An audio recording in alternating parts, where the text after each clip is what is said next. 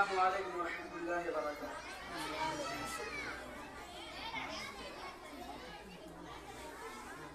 حضرات، میں آپ کی خدمت میں نیاز احمد سجاد صاحب کا ایک مقالہ پیش کرتا ہوں، جس کا موضوع ہے کچھ بات ہے کہ ہستی مٹی نہیں ہماری۔ ہندوستان کی سرزمین نے کثرت میں وحدت کا جو انمول و بے شبہ پیغام تمام دنیا کو دیا، اس قرۂ ارض پہ بسنے والی انسانیت کے لیے ناپید ہے۔ ہندوستان کی آزادی کی ایک عظیم الشان تاریخ رہی ہے۔ یہاں کی گنگا جمنی تہذیب کا زور کا شور پوری دنیا میں قدر و احترام کے ساتھ سنا جاتا ہے، اور کیوں نہ سنا جائے۔ یہاں کے خمیر میں سمونے اور جذب کرنے کی بے پناہ صلاحیت ہے۔ لوگوں میں قربانیاں دینے کے باوجود حب الوطنی میں ذرہ برابر کی کمی نہیں آئی۔ بلیدان سے ہمارا سر اور اونچا ہوا، ملک کا تانا بانا اور مضبوط ہوا۔ ہندوستان کی آزادی میں سبوں نے بڑھ چڑھ کر حصہ لیا، خواہ وہ ریشمی رومال کی تحریک ہو یا حضرت شاہ عبدالعزیز کا انگریزوں کے خلاف جہاد کا فتویٰ ہو۔ سلطان حیدر علی اور ان کے صاحبزادے سلطان ٹیپو کے بغیر ہندوستان کی آزادی کی تاریخ ادھوری ہے۔ ٹیپو سلطان نے انگریزوں سے کئی جنگیں لڑی۔ سبھاش چندر بوس نے جہاں آزاد ہند کی فوج کی بنیاد ڈالی تھی، جس کا مقصد و نصب العین قربانی، اتحاد اور اعتماد تھا۔ قدم قدم بڑھائے جا یہ جس کا نعرہ تھا۔ آزاد ہند فوج کے کمانداروں میں اکبر محمد زماکانی، Mohan Singh Jeet, Akbar Shah Nawaz Khan, colonel Prem Sahgal, colonel Ganpat Ram Nagar, colonel Shaukat Malik اور کرنل احسان قادر کے نام قابل ذکر ہیں، جنہوں نے انگریزوں کے خلاف مسلح جدوجہد کر کے ملک کو آزاد کرانے میں نمایاں کردار کیا۔ ملک ہندوستان کو آزاد کرنے میں مذہب کبھی آڑے نہیں آیا، اور کسی نے مذہب کے نام پر گندی سیاست کی اتحاد اتفاق کو اپنا نصب العین تصور کیا، اعتماد اور بھروسے کو مشعل راہ بنایا، اور قربانی اور بلیدان کو ملک کی فریضہ سمجھا۔ رام اور رحیم ایک سکہ کے دو رخ تھے۔ ہندوستان کی آزادی کی تاریخ میں اس کی متعدد مثالیں مل جائیں گی، اور اس کا سلسلہ آج تک ہنوز جاری ہے۔ ہندوستان کی گنگا جمنی تہذیب کی ایک لمبی داستان رہی ہے، جس میں فرقہ وارانہ تعصب کی جگہ خیر سگالی کا پرچم ہمیشہ اونچا رہا ہے۔ شر کی جگہ خیر کا پہلو ہمیشہ غالب رہا ہے۔ عدم تشدد اور تحمل نے ہمیشہ سر چڑھ کر بولا ہے۔ یہاں مسموم اور مقدر غذا کو ہمیشہ منہ کی کھانی پڑی ہے۔ استاد بسم اللہ خان نے ایک موقع پر بمبئی شفٹ کرنے کے لیے بمبئی والوں سے برملا کہا تھا کہ آپ لوگ مجھے بمبئی تو لا سکتے ہیں، مگر گنگا میاں کو کیسے لائیں گے؟ چونکہ خان صاحب کا تعلق بنارس سے تھا۔ یہ تھی عقیدت و محبت اپنی مٹی سے۔ گنگا جمنی تہذیب ہر ہندوستانی کے خمیر اور ضمیر میں شامل ہے۔ کچھ لوگوں کی بیزاری سے اس کی لو منتقل نہیں ہو سکتی۔ وہ پانی کے چند بلبلے مثل جھاگ کے ہیں جو چند سیکنڈوں میں نیست و نابود ہو جائیں گے۔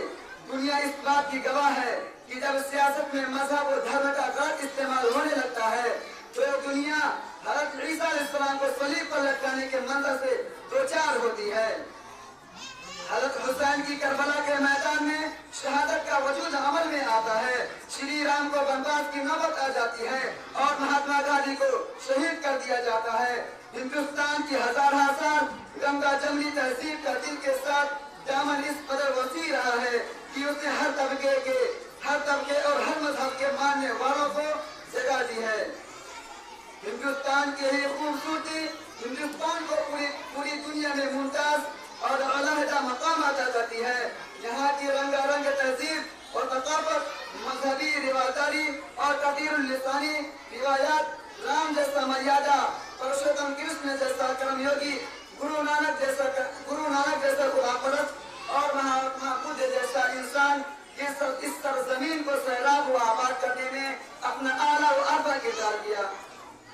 تو دوسری طرف محمد بن قاسم سے لے کر بہادر شاہ ظفر تک اس ملک کو اپنے خون پسینے سے سینچ کر گلے گلزار بنایا۔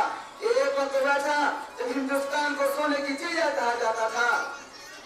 ملک کی آزادی کی تاریخ اتحاد اتفاق میں بحری بیڑے کی بغاوت اور عروس البلاد بمبئی کے عوام کا جوش و جذبہ، سبھاش چندر بوس کی فوج کی کارکردگی، مہاتما گاندھی کے ساتھ طیب علی خان، عبد الغفار اور شاہ ولی اللہ محدث دہلوی، مولانا ابوالکلام آزاد وغیرہ نے شانہ بشانہ کھڑے ہو کر باہمی اتحاد اتفاق سے ملک کو آزاد کرایا۔ اور جب بھی ملک کی سالمیت اور ملک کی ترقی کی بات آئی، مسلمان ملک کے ساتھ سینہ سفر رہا۔ علماء کرام سے لے کر عوام تک سبوں نے اپنی جانیں نچھاور کر دی۔ یہ آپسی اتحاد اتفاق کا یہی نتیجہ ہے کہ آج ہم کھلی فضا میں ساتھ لے رہے ہیں۔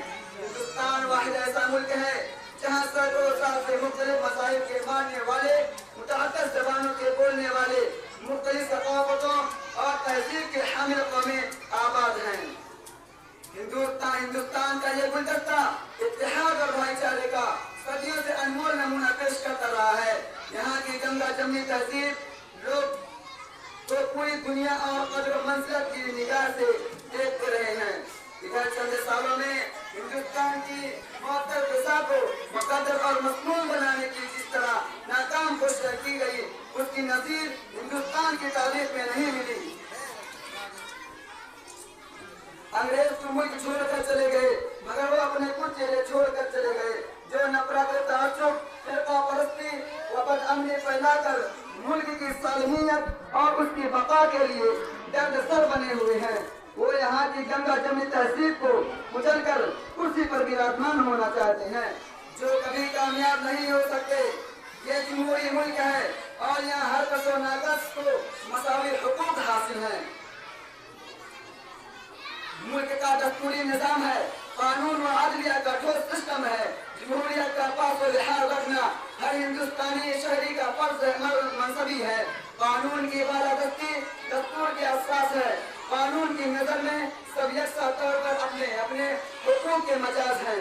یہ ملک سب کا ہے اور اس کی ترقی والوں کو اور اس کی ترقی میں سب کو بڑھ چڑھ کر حصہ لینا چاہیے اور ملک کی سالمیت کے لیے خطرہ بننے والوں کو منہ توڑ جواب دینا چاہیے۔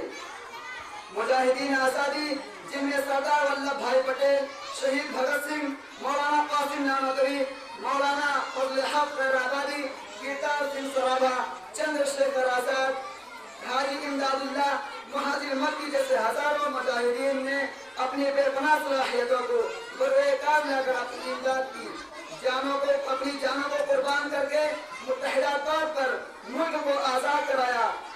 ہم ان کی کاوشوں اور قربانیوں کو کسی بھی حال میں رائگاں نہیں جانے دیں گے اور ناپامال ہونے دیں گے۔ ملک پر بری نظر رکھنے والوں کو منہ توڑ جواب دیں گے۔ ضرورت اس بات کی ہے ہم تاریخ کو تاریخ رہنے دیں اور تاریخ کے حقائق کو مسخ و تحریف سے دور رکھیں۔ نئی نسل کو اور اپنے بچوں کو صحیح تاریخ پڑھائیں اور انہیں سچے حقائق سے روشناس کرائیں۔ ہمارا یہ عمل اکابرین اور مجاہدین کے لیے سچا خراج عقیدت ہوگا اور ان کی روح کو تسکین اور ان کی آتما کو شانتی ملے گی۔ یہ چند باتوں پہ میں اپنی بات کو ختم کرتا ہوں۔ کچھ بات ہے کہ ہستی مٹی نہیں ہماری، سب برسوں رہا ہے دشمن دورے زماں ہمارا۔ السلام علیکم۔